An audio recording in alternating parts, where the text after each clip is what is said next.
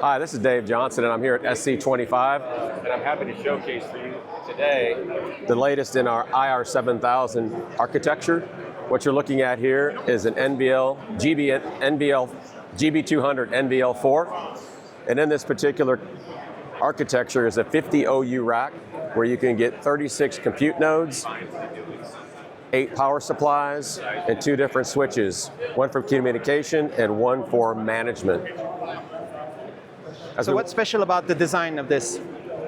What's special about the design of this particular rack at Dell Technologies, what we do is we provide solutions for customers that are adaptable, scalable, and flexible. Because what we want to be able to do is provide them the opportunity and ability to be able to put the type of architecture in this particular rack that they want. If they would like a GB200 architecture, GB300 architecture, or if they would like just plain processor technology, we can also accommodate that in this particular rack. And what's the system for the cooling? So talking about the cooling, so walking around this side, this particular rack supports two-step cooling. One is for compute, and the other is for facility. The compute cooling is powered by either an in-rack CDU or an in-row CDU, whereas the actual rear door heat exchanger that you see here is connected to facility water. This is a 100% heat capture rack, so this can be set and don't have to worry about the normal or historical ambient temperature of a data center.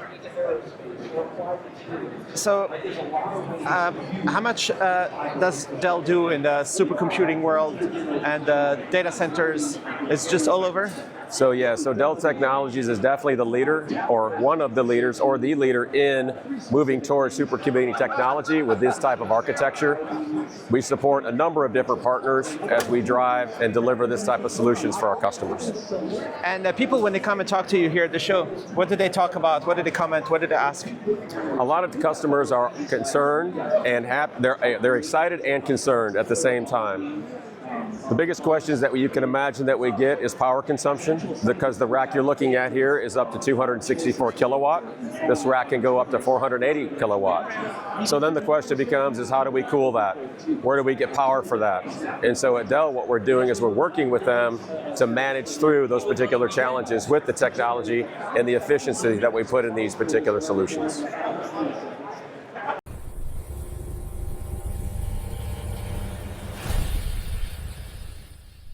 Don't get fooled by fake HDMI products. Only source authentic HDMI products from licensed HDMI adapters and authorized manufacturers and resellers to ensure compliance.